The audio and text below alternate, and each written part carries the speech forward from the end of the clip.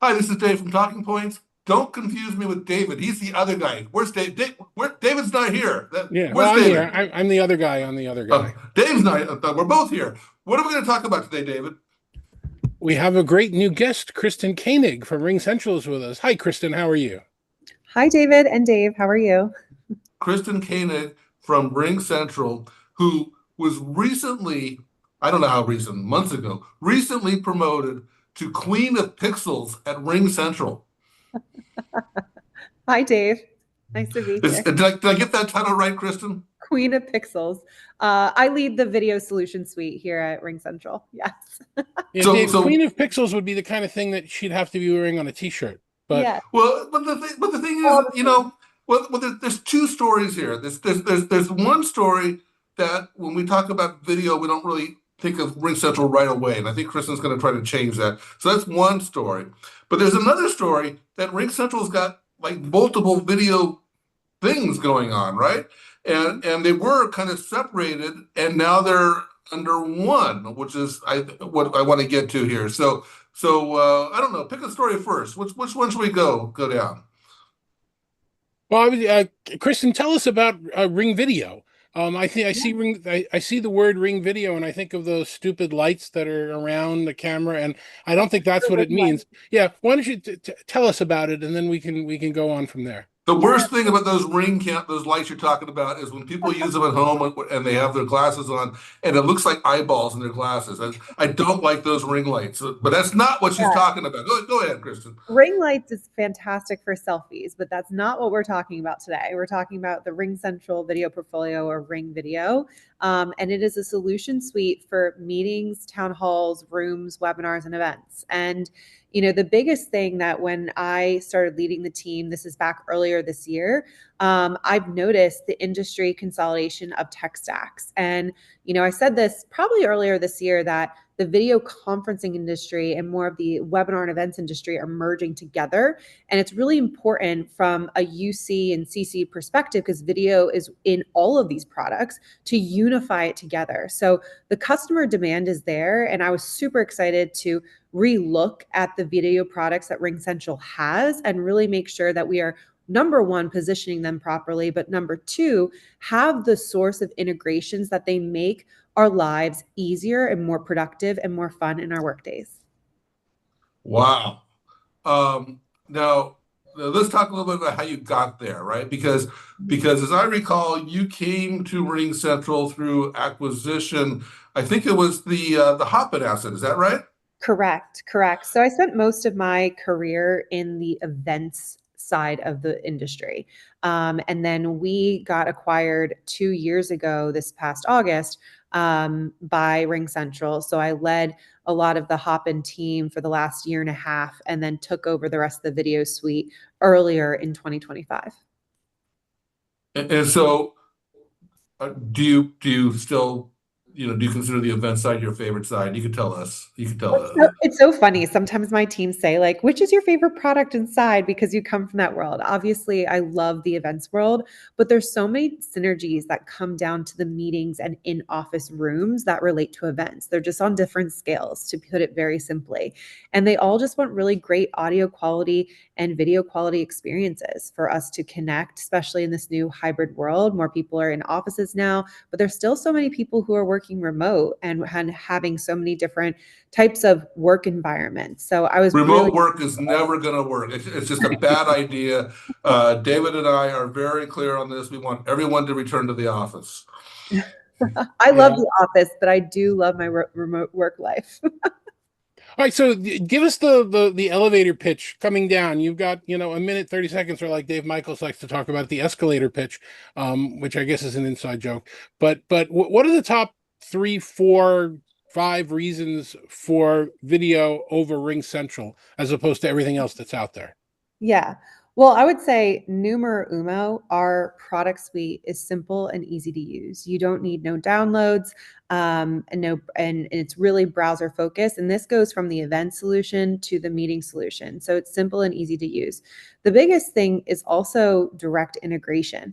So phone, we have over 400,000 customers who use our EX business, and so many of them are consolidating their tech stacks. And Ours is directly integrated to phone. So if you need a screen share from a phone call using our RingCentral app, that uses our video functionality to screen share from your phone or from your desktop. So that's very different than a lot of solution suites in the market. So simple, integrated into our core products, and then I would say personalized and fun and engaging. A lot of the Hopin technology of why Hopin did so well is because we had so much personalization in there to change the URL to make your background not look like a standard video conferencing virtual event. It looks like your own. And we've taken a lot of that functionality and we're working that into the meetings and webinars and town halls and rooms roadmap. So the products are coming being more integrated and succinct. So I know that's not really an elevator pitch, but more of like the differentiation. But when you have simple, personalized, fun, and easy to use, like why wouldn't you want to use that product? So let me ask you about that, because the first thing you said was no download or no client, no app. And that was the big promise, right? Everyone promised that during WebRTC Revolution. And, for those of us that don't remember that, it was what, well, I don't know, 5, 10 years ago, whatever, WebRTC was going to change the world. We weren't going to need apps and everything. And fast forward today, a lot of your competitors in the video space, Teams, Zoom, WebEx, they all have a client first model. Yes. So help me understand, what are you losing, or what are they gaining, or why did that promise of no app, which you are delivering, kind of disappear? Yeah, I think everyone thought that, the browser first versus client first and desktop first, that would change the market. And people push the downloads of the app to make things sticky. But when you think about it in the large scheme of the market, most people use browsers. They don't use apps and they delete a lot of apps on their phone. Yes, it makes it sticky to the ones who are users, but for us, if you look at the Google model, it's all browser first. The apps are not as downloaded and they're the top, platform in the world that is used by so many. So when I come to customers and customers are using our products, I want to make sure that their guests have the easiest experience joining their RingCentral video. And that's what it's about. The customers can have the app, but it's who's joining your meetings that might use other systems. And that should be simplified. So I'm a firm believer is like current customers, absolutely download the app. But all of these one-time people, consumers, anyone who joins a meeting, it should be simplified and not pushed. It's interesting, because it's kind of a brand thing, because I install a lot of apps, but David and I use Google Chat quite a bit when we talk. And Google Chat, I use it in the browser, but it keeps popping up with, hey, you should install the app. It's like, no, that's not your brand. I don't want to install the Google Chat app. And so they're kind of like violating their own kind of model, but you're sticking to it. Yep, sticking to it. So I think it's preference, but at the end of the day, I always hear from customers, you want to delight them. And what I hear from customers is our browser first. And that method of ease of use is huge, because then anyone who joins their meetings doesn't have this forced download and conflict of getting into the meeting. All right, so let me take you off into this really simple, easy, we won't really spend a lot of time on question about AI. What are you using? How are you leveraging AI? Kristen, he's talking about artificial intelligence, and he didn't know that. Go ahead, it's a little confusing what's going on in the world right now. But what's the RingCentral story on AI? How are you using it to improve business communications, which I know some of your people have talked about recently? Yes. So such a buzzword, AI, everyone's not talking about it, but everyone's talking about it. So obviously the fundamentals with meeting transcripts, closed captions, summaries. But then there's also, from a Rooms perspective, is AI powered hybrid experiences. So working with our hardware partners of, how can you make the video and audio so crisp? There's underlying AI technology that can up level that. Or if you're having low connection, how do you make sure that what they're presenting, the content they're presenting, is still clear versus blurry? There's so many video products in the space that that still is a challenge to have that clarity on the video quality and what they're screen sharing. So those are things from a RingCentral perspective that we're focusing on. And then think of, the before, during, and after a meeting. So there's the setup, there's the during the meeting, and then there's the execution. So what we're doing in webinars and town halls is how are you doing an artificial intelligence writer to write descriptions, to generate images. Think of in meeting, which is answering questions, translations they're simplified. So I always think of the aspects that are consuming our day-to-day and manual and automating those through AI and ensuring you have the appropriate content so you can focus on the content of the meeting and not all of these things happening around you. But I think of AI as a pre, during, and post. That's very similar to what we discussed last week at the investor relations event, if you've heard, what we came out with. And we're doing that across our portfolio, but especially within meetings, rooms, and events, it's going to be the same pre, during, and post from an AI perspective. You mentioned hardware partners. Could you elaborate on that? Yeah, so our hardware partners are HP Poly and Yealink. Those are partners that we do today and work with, and they have functionality they're coming out with as well. So we are wanting to make sure that our AI from a software perspective and their AI that they're working on from a hardware and even their own software mechanisms are integrated into us and where we're headed. There's a lot of different types of hardware companies that we're looking at in the space, and they're all doing very exciting things, but those are really two of our big partners right now. Yeah. How does that use of AI, the before, during, and after, affect what you guys are doing around security and compliance and recording and storage, and who owns the data and where does it live, in your cloud or in the end user's cloud? Give us some background about how you're looking at that urgent space. Yeah, well, I will say our security officer, she is amazing, Paula. I won't go into every little kind of detail of security. You can find that on the RingCentral website, but I will say that we are very strict, very secure with how we're utilizing our AI throughout our product portfolio. And I would say any customer that is working with us right now will tell you that we take care of that data, we protect that data, and we are compliant across the board. So from the public sector space, the healthcare space, and really the verticals that RingCentral, excels in. You can find that all on our website. Yeah. Kristen, there's a lot of stuff we hear about AI in meetings. We don't hear as much about AI in events. Can you give me an example of how you're using AI in, say, a live event? Yeah, absolutely. So we have AI throughout our entire event suite as well. So our AI writer and really the copy and the clips. But what I love as well is within the engagement section. So, pre-meeting is like the copywriting and post-meeting is the clips. And most of that is standard. But during the event, you get a lot of chat and a lot of questions coming in. And sometimes they're the same ones. So we actually have a Q&A AI categorization aspect to the platform, where if there's multiple questions about pricing or multiple questions about a feature, it actually summarizes it for the presenter and the speaker so that they can make sure they focus on the right questions. And that's been— So the speaker could actually be looking at the app on stage and taking live questions, and it would summarize. There's a whole bunch of questions. I like that. I like Yeah. that. Absolutely. That's one of my favorites. You sort by the most popular, but also summarize by the category. And that's all through AI. Mm-hmm. Do you have any customer use cases, customer stories, anything you want to kind of share with us? Let us know how people are leveraging these tools for them to come out better. Yeah, I have, oh my gosh, which one do I choose? I would say that some of the biggest ones that are coming out are a couple different factors. I'll choose ones that are new customers and customers who have used us in the currently.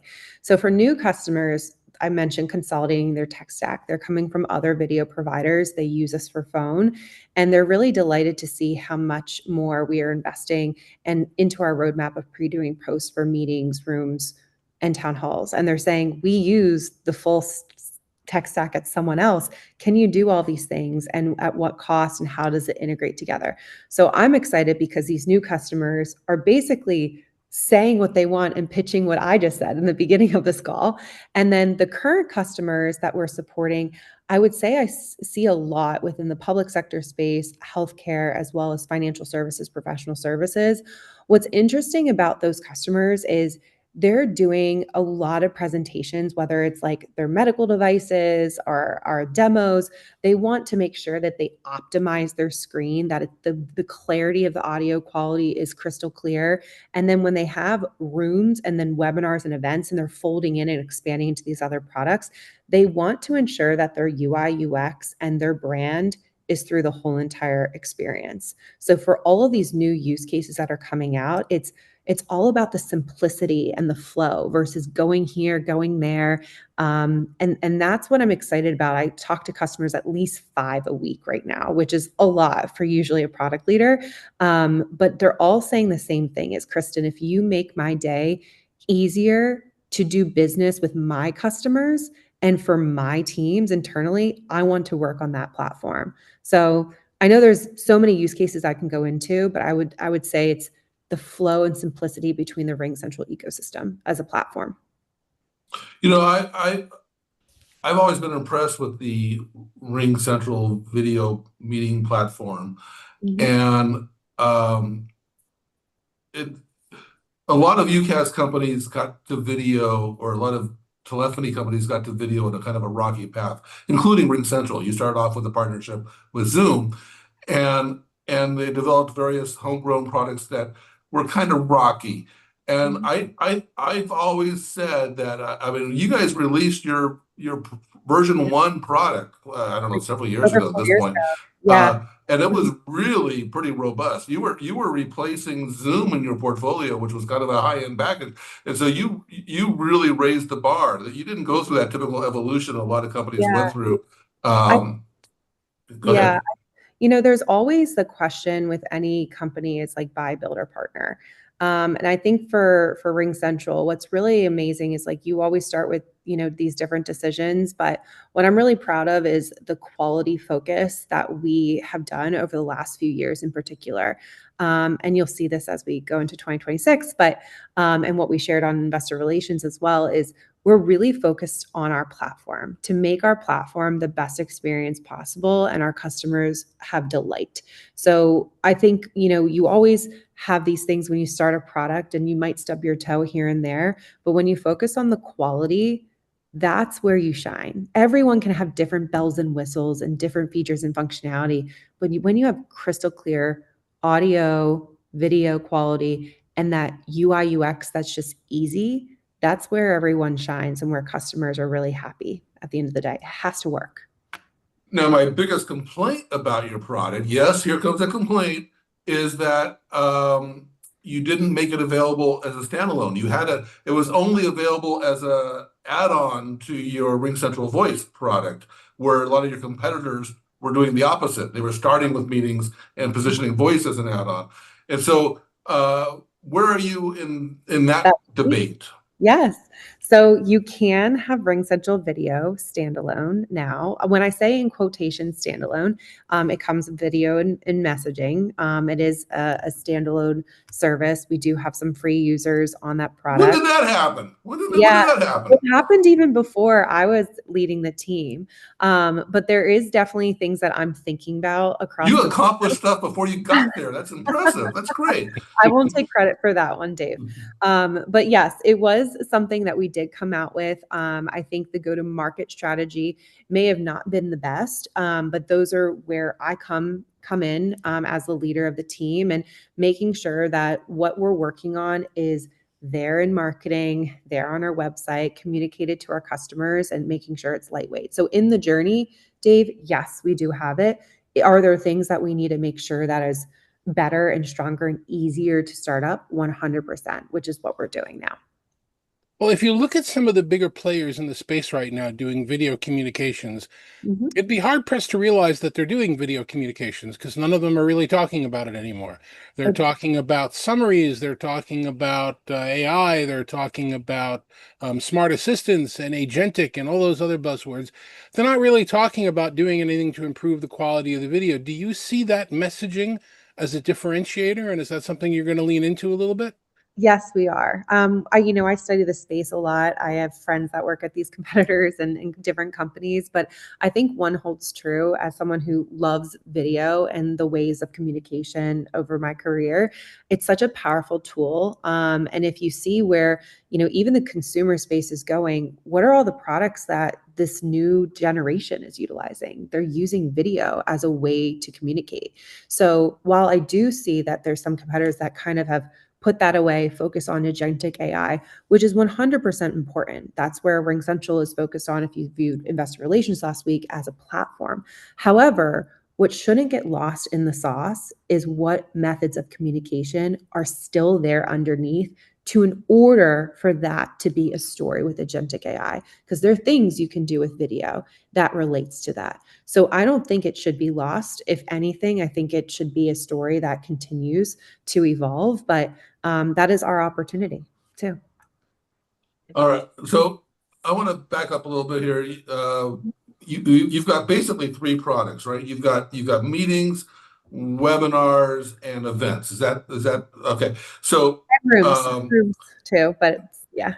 okay, so that's my point. That's my question. That's how, Yeah. so meetings kind of evolved into webinars, and it's like it's kind of the same thing, but okay, they kind of I put them evolved together into two too. different marketing things, and use us for webinars, use us for meetings, and then there's events, which is kind of a separate thing. And so my question is, are these? Is it really one product? Is there really a lot of difference between meetings, webinars, and events, or is it really just one product? It's it's interesting that you call that out, Dave, because I think of the meetings in like town hall space as literally the same thing. Everyone calls them two different products. I think of them as one. At RingCentral, they are literally basically one. They're in the same application, the same UI interface that you can see there. I think it should be more in one versus a lot of products out there kind of separate it more. But honestly, you just need the participant and a couple different features and like call it a day. So there's definitely some differences fundamentally, but they are the same type of mechanism. It's a lightweight meeting with some production features. But when you get into, and then obviously rooms, that is also one product. So think of meetings, town halls, and rooms as one kind of UI UX interface. The Hopin product over the last 2 years has evolved, and we've integrated literally now probably close to 90% of that tech stack. 90%, I would say, give or take. There's still things that we are working on right now to bring that into the standard EX product.